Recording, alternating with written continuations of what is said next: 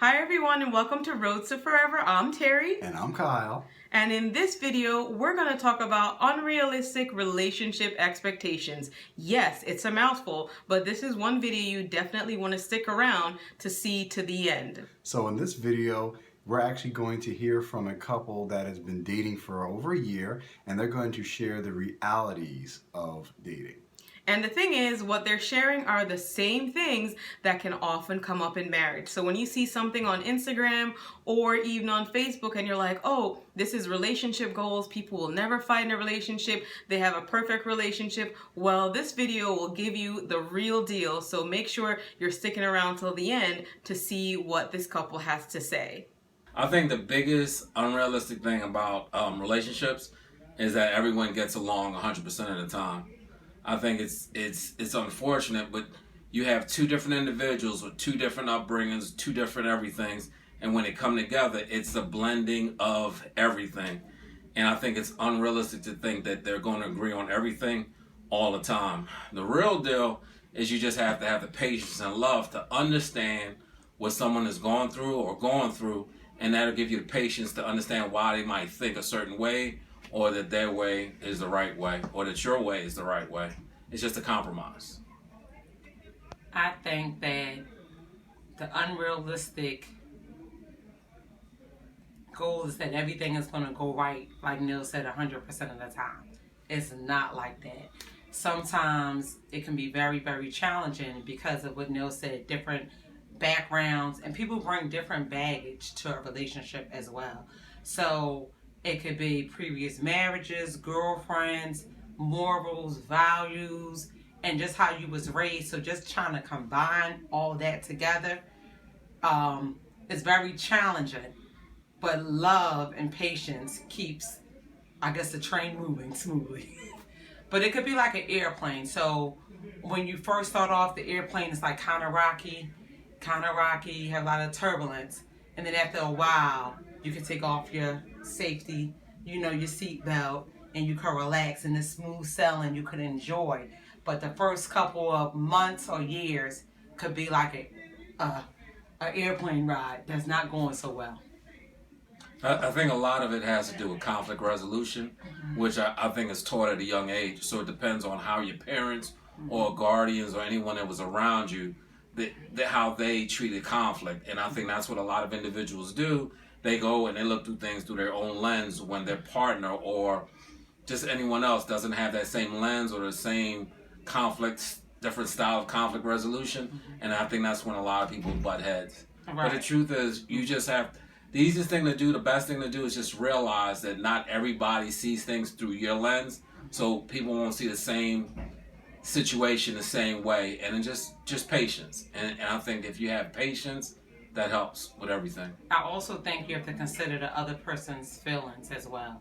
So a lot of times you may not think you're doing something wrong. And then the other person's like, oh, you did this. You had an attitude. You didn't do this. You didn't do that. And it's like, it's a lot of communicating, and it's a lot of, like Neil said, conflict resolution. So I was raised differently with conflict resolution. Neil was raised, I don't know what his parents taught him or whatever. But I know for me, I also was single a very long time. So I'm very super independent.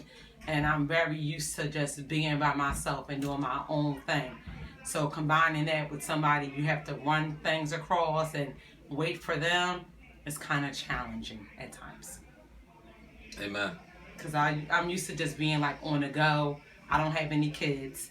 So all I know is that from being single, I'm used to just like, if I don't feel like being bothered with somebody, I don't call. And many a times, my past relationships, I was the one not ready to commit. So in this relationship, I am ready to commit. So I have a little bit more patience and understanding, and sometimes not willing to like let this great man go because I'm just so stubborn or spoiled, because I do love him, but sometimes I'm used to being by myself, and being alone. So it's like, all right, I'm out. See you later. But I have to consider his feelings because he is human. He does have feelings. But he's a quality guy. So every time I think about something that irks me about him and I'm about to strangle him, I think about Strangle me? the things that I prayed for. And he has most of those characteristics or whatever like that. So before I met Neil, I decided I wasn't going to date anymore and I was going to pray. So I prayed and fast for like 30 days. And then I met Neil and I was like, oh, okay.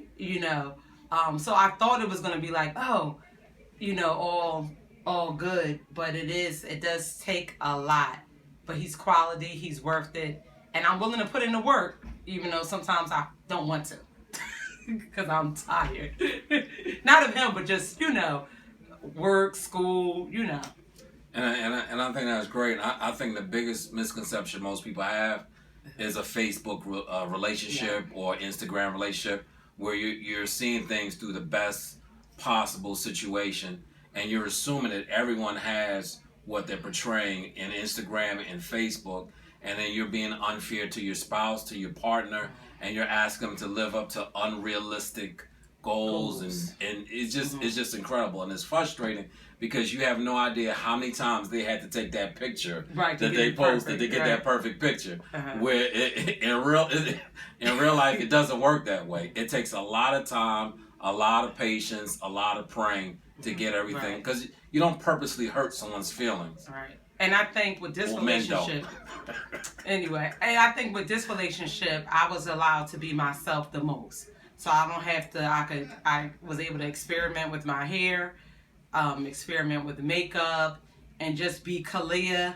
I gained like 15 pounds since I met him, which is not good. But I was able to still be myself. And even though what I love about Neil is, even though like I'm like the biggest brat, the biggest baby in the world, he still loves me through that.